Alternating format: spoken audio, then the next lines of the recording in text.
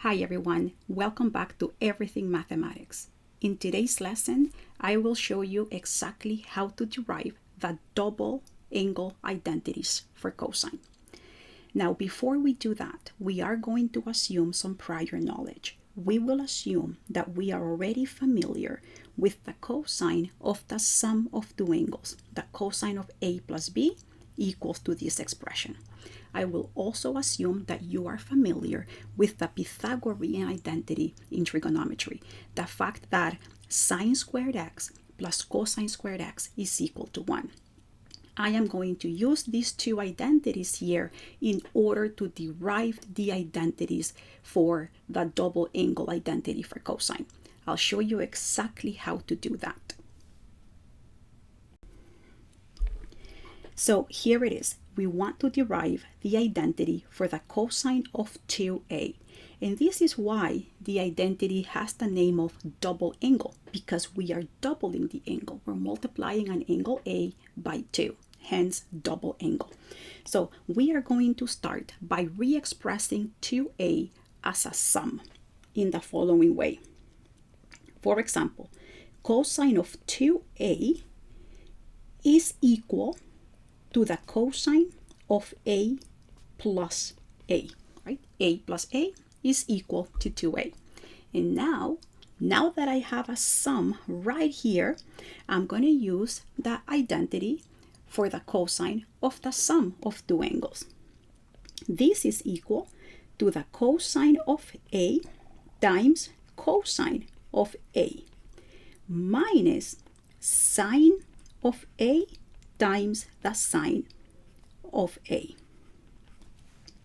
And then I want you to notice that what I have here is the product of cosine times cosine and then sine times sine. This is like having, for example, x times x, which is equal to x squared. So then I'm going to write here cosine squared a minus sine squared a, because sine times sine is equal to sine squared. So now in conclusion, we found the first double angle identity. We have that the cosine of 2a is equal to cosine squared a minus sine squared a. So this is the first double angle identity. But now there is another one. There is a second one. And then the second one is going to be derived by first applying the Pythagorean identity. For example, remember again that we just said that sine squared x plus cosine squared x is equal to 1. So what I am going to do right now is I am going to isolate cosine squared x. In other words, cosine squared x will stay alone on the left side, and I'm going to move everything else to the right side. So 1 minus sine squared x. And I'm going to leave it just like this for now. So what I'm going to do now is I am going to start with the first identity that we just derived. So look at this. Cosine of 2a is equal to cosine squared a minus sine squared a. And now what we are going to do is the following. We are going to take this expression right here, and we are going to substitute it within cosine squared a. So cosine squared a will be replaced with 1 minus sine squared. It's a direct substitution. In other words, instead of cosine squared, we're going to have, as I just said a while ago, 1 minus sine squared a. Actually, it should be a. And then minus sine squared a. And now I want you to notice that we can simplify by collecting like terms. That means that this will become 1 minus 2 sine squared A. And here is the second identity.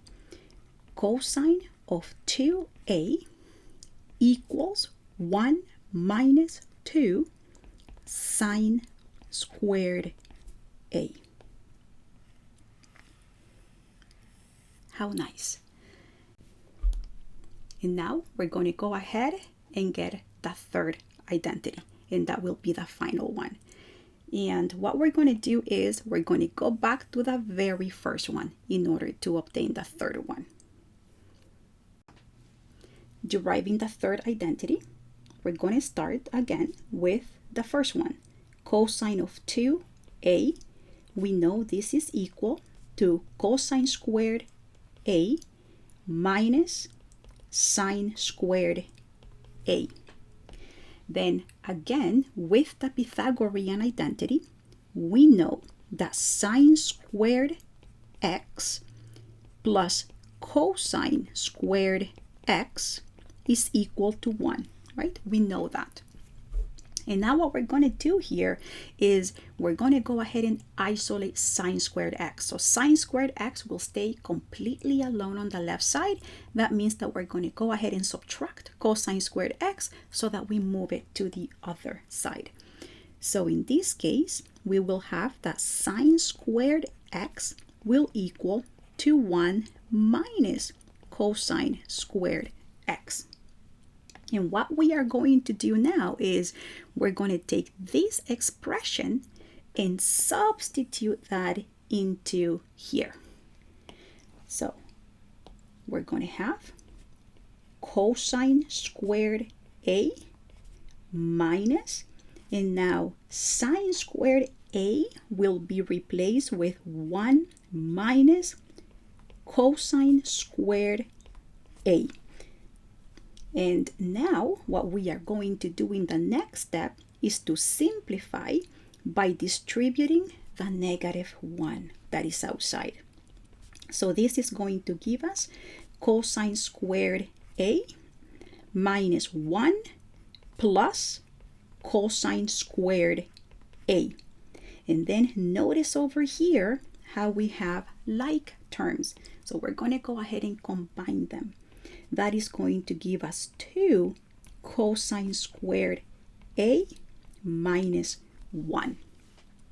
And again, we can see very nicely here the third double angle identity.